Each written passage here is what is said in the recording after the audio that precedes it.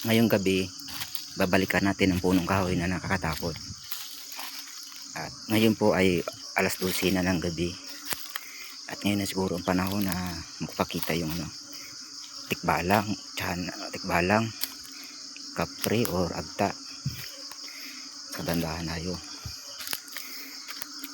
At tingnan natin ang puno ng nakakatakot. At meron itong bunga, no?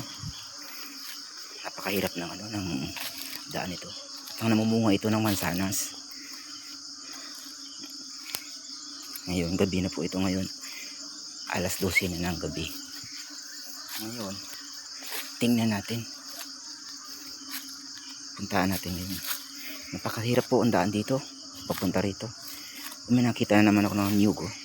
Yun, nyug. Hindi ko alam kung dalhin ko mamaya ito. Yun. Baka ito walang mata na nyug. Magamit din natin ito. Tingnan natin po. Ito ay nakakatakot na daanan. Napakahirap. Ngayon, alas 12 na ng gabi. Kung narinig ninyo, nagsitutunugan yung mga insekto dito. Ito ay malayo din sa mga kalsada. At ito ay liblib na lugar. At wala nakapunta dito. Walang lakas loob, lalo pag kahit araw nga. Ako gabi, malakas loob akong pumunta dito sa lugar na ito. Niligaw sila ng mga tekbalang dito sa lugar na ito. Kaya hindi nakabalik sila ng buhay dito. Kaya wala pa nakapunta dito. Ngayon lang sila. Minsan may engkantadya dito. Engkantada na nakapakita. At ngayon, kinuha sila ng engkantada at sila yung niligaw. At hindi sila nakabalik. Ngayon, tingnan natin. Ano yun? Dami rin lamok dito. Ayan o. Ito na. Ito na yung puno. Ito na yung punong kahoy. May huni dyan po. Ayun o. Yan. Ayan na po. Ngayon alas 12 na ng gabi. Ngayon magpakita ka na. O lumabas ka na. Ng agta. Or tikbalang ka. Or lumabas ka na. Ngayong gabi. Alas 12 na ng gabi ito. Lumabas ka na. Yun ang tumutunog ay isang uri ng, hindi ko alam kung anong klase yung tunog yan. Siguro yan ay isang mga tinatawag ito yung yan tumutunog. Ano kaya yan? Tingnan natin. Itong puno ito. Itong taas ito hindi makikita dito dahil dito kabila. Yan o. Pero doon tayo sa kabila daan. Yan. Doon tayo sa daan sa kabila. Tingnan natin. Dito tayo. Makikita natin ang tsura mo. Nakakatakot dito. Lalo na mag-isa ko. Natakot. Ngayon, malakas loob ako na pumunta rito. Yan o, may tumutunog. Yan. Hindi ko alam kung anong klase yan. Yan palaka siguro at or nakupanggap na yan, baka aswang yan. Tumutunog ngayong gabi na po ngayon. Alas 12 na ng gabi. Itong punong kahoy na malakalaki. Ito na. Yung namumunga naman sanas. O yan, gabi na ako pumunta ngayon. Alas 12 na ng gabi. At abangan natin ang papakita ng Ay, ito pa rin mansanas yan mansanas. Dinapuan na ng maraming nangagat. Green. Ang kulay niya, kulay green, maliit pa lang. Yan. Kulay green. Pero kapag lumaki na, naging pula, naging mansanas. At ako ay nakakain ng mansanas dito noon. Nakakain ako. Totoo na mamunga ito ng mansanas talaga. Kaya yan. Ito ang taas niya May nakatira minsan ng bayawak dito. Bayawak ang natira. Dito sa ilalim hindi makita natin dito. Hindi natin makita dito. Doon sa kabila makikita natin kabila. Kung doon ako dadaan sa kabila area, dito sa kabila sa ilalim ng pisto. Kasi bangin to Baka pag napakita ang agta sa akin, baka hindi ako makatakbo. Kaya dito mismo makatakbo ako ng maayos. Kaya dito lang ako pwesto. Kung doon sa baba, wala na, hindi ako makatakbo doon. Pag daming punong kahoy doon.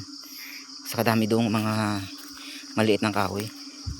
Malamang hindi ako makatakbo pag hinabol ako ng tikbalang at hinabol ako ng agta. Ang agta po ay maitim na tao na ang kulay niya charcoal. Hindi siya makita.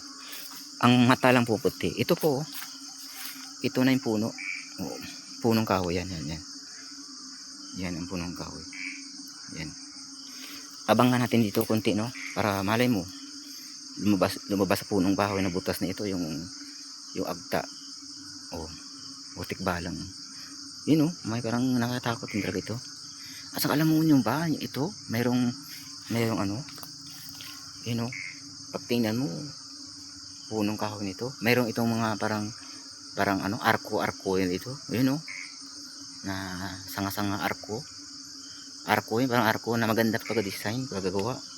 Yun, oh, may arko talaga na papasok doon sa punong kahoy.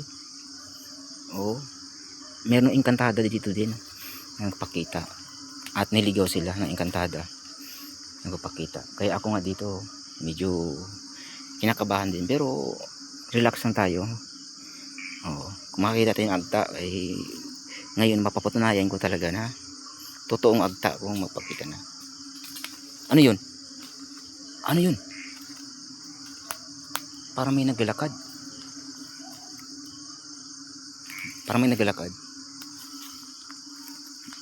may naglalakad ito. Kanina biglang lumipad. Ano kayo sa punong kahoy sa taas?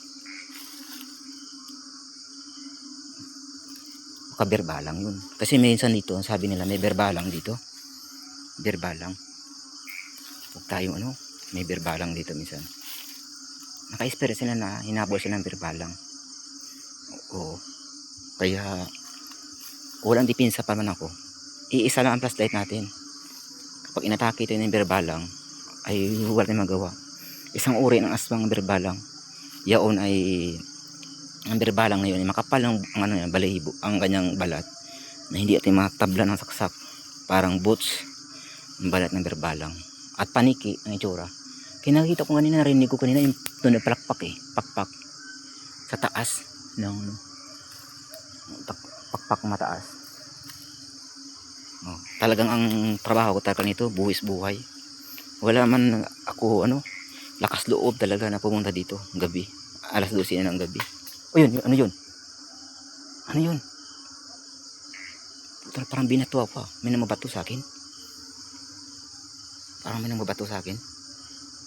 Binabato yata ako ng tikbalang dito, or kapre, or dibindi, or mali mo agta. Binabato ako habang dito ako nagbablog. Ingatan tayo. At ngayon po ay wala pa rin napakita ang tikbalang or tiyanak or dito, engkantada at mga agta ay inihintay ko pa na magpakita ka na dyan, tikbalang.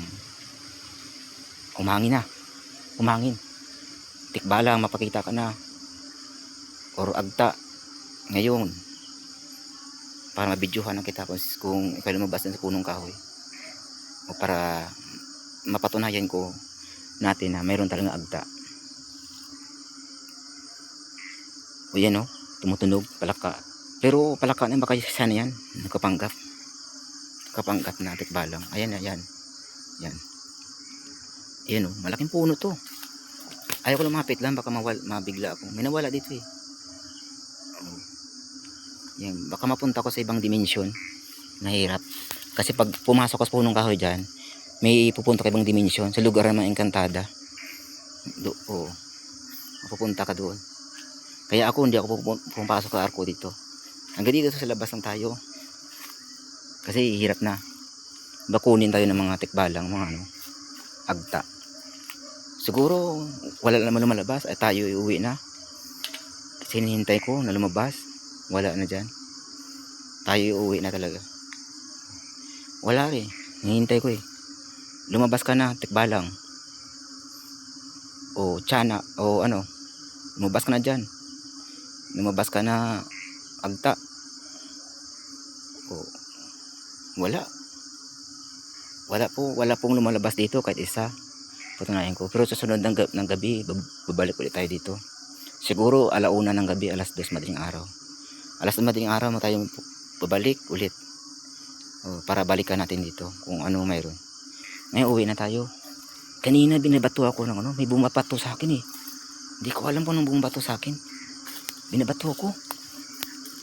Ngayon po gabing gabi pa talagang ano, binabato ako kanina. Talagang at saka may naamoy ako na ibang amoy. Parang ibang baho. Parang agta ka talaga yun. Yung agta kasi mabaho yan. Mabaho na amoy. Ngayon dito, hanggang dito na lang tayo. At babalik tayo sa sunod na mga gabi. Mga 1:00, 2:00. Sure ball talaga. Lalabas na talaga yung ano doon. Agta. At saka tikbalang.